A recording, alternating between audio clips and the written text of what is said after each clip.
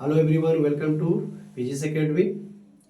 आज हम जो है कि क्लास 10 का क्वेश्चन बहुत ही इंपॉर्टेंट लेकर आए हैं, जो 2019 में और 22 में क्वेश्चन सीबीएसई में पूछा हुआ है। देखिए क्वेश्चन है क्या। इफ सम दिया है इसका, ये सम दे रखा है कि the sum of first n term of the n A P is given by S n 3n square minus 4n। Find the n term and आपका कॉमन डिफरेंस पूछ रहा है। तो देखिए कैसे क्वेश्चन को सॉल्व करेंगे। तो इस क्वेश्चन को हम सॉल्व करेंगे, ठीक है। इसके लिए आपको फार्मूला जानना पड़ेगा, बहुत इंपॉर्टेंट क्वेश्चन है ये। ए एन इक्वल आपका एन टर्म फाइंड कर लीजिए पहले इसमें से कि एस एन माइनस आपका यस एन माइनस 1 होता है। ये यदि आपको फार्मूला याद है तो क्वेश्चन को बहुत इजी सॉल्व कर लेंगे।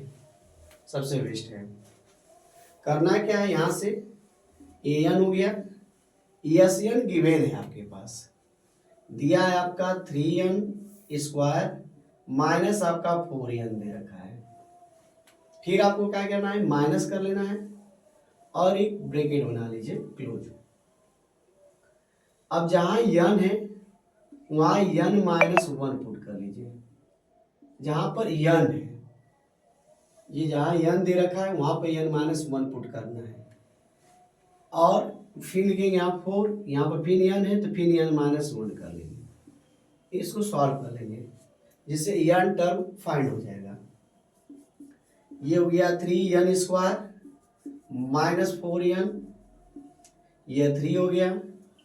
ये देखिए a माइनस बी का होल स्क्वायर हो गया, तो n स्क्वायर प्लस 1 का स्क्वायर 1 होगा, माइनस आपका 2n हो गया, माइनस मल्टीप्लाई कर दीजिए इसमें 4n minus into minus equal to, देखिए यहाँ पर प्लस हो जाएगा तो प्लस लिख दिए, प्लस आपका ये 4 आ गया। ठीक, यहाँ तक तो आपका क्लियर हुआ। अब देखिए क्या करना है, ये 3n स्क्वायर हुआ माइनस 4n होगा, इसमें हमने इसका मल्टीपल करेंगे 3 का। 3n स्क्वायर प्लस हो गया 3 माइनस हो गया 6n, फिर माइनस आपका 4n प्लस आपका 4n, 4 हो गया। अब इसको ब्रैकेट को सॉल्व कर लीजिए, ये जैसे उसे छोड़ दो, 3n स्क्वायर माइनस आपका 4n माइनस, इसको सॉल्व करिए, 3n स्क्वायर है,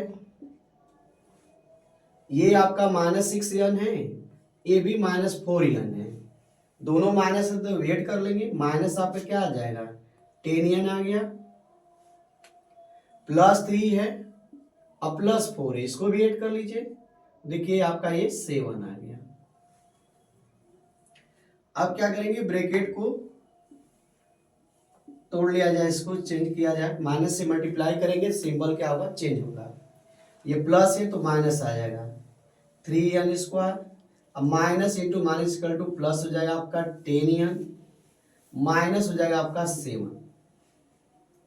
देखिए 3n स्क्वायर जो है आपका पॉजिटिव है और ये माइनस 3n स्क्वायर है, तो निगेटिव पॉजिटिव सेम नंबर है तो इसको कैंसिल कर लीजिए। अब क्या है कि माइनस 4n है, ये प्लस आपका 10n है, तो प्लस ग्रेटर है तो प्लस माइनस ऑलवेज क्या होता है सब्ट्रैक्ट होता है, या माइनस प्लस हो या प्लस माइनस ऑलवेज क्या होता है सब्ट्रैक्ट होता है।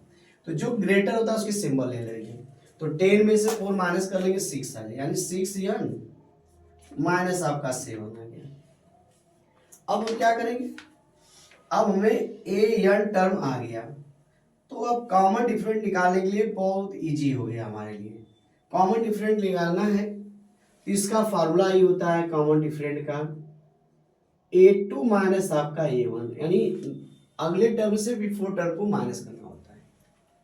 तो मुझे क्या क्या चाहिए, a1 चाहिए, a2 चाहिए, तो ये जो मैं यहाँ पर an की टर्म वैल्यू निकाला हूँ, यहाँ से n की वैल्यू पुट कर लेंगे 1 और 2 पुट कर लेंगे, जिससे कि a1 और a2 की वैल्यू आ जाएगा।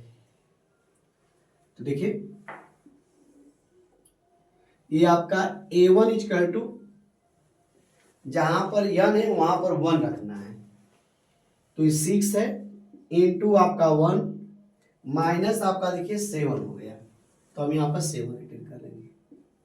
तो देखिए ये आपका आ गया 6, अब माइनस हो गया 7, तो कौन बड़ा है, 6 बड़ा है कि -7।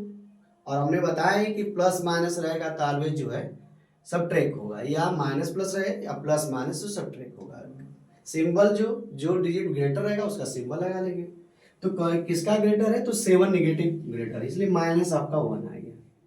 अब हमें A2 की वैल्यू निकालेंगे, तो जहां पर आपका n है, जहां पर n है वहां पर आप 2 पुट करना होगा, यहाँ 2 पुट कर लीजिए, 2 आ गया माइनस आपका 7। इस तरह आपका देखिए 12 माइनस आपका 7। अब यहाँ प्लस ग्रेटर है तो प्लस में ही आएगा, प्लस आपका 5 आ गया। ठीक, अब हम क्या करेंगे, डी पूछ रहा है, अब हमारे पास A2 भी आ गया, A1 भी आ गया, कॉमन डिफरेंट पूछ रहा है, तो हम यहां से निकाल लेंगे। A2 की वैल्यू क्या है, तो 5 है, और A1 की वैल्यू क्या है, तो -1 है।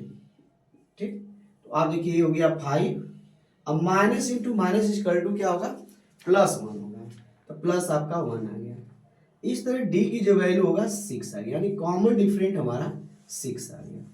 क्वेश्चन देखिए ये पूछ रहा था, और एक क्वेश्चन में और पूछा है, देखिए एन टर्म भी पूछा है, तो एक तो आंसर आपका यहाँ पर हो गया एन टर्म का, एन टर्म यहाँ पर फाइंड हो गया। दूसरा कॉमन डिफरेंट पूछा है, तो दूसरा कॉमन डिफरेंट देखिए मेरा एक आंसर यहाँ पर आ गया। इस तरह ये कंप्लीट क्वेश्चन हो गया। Okay, thank you.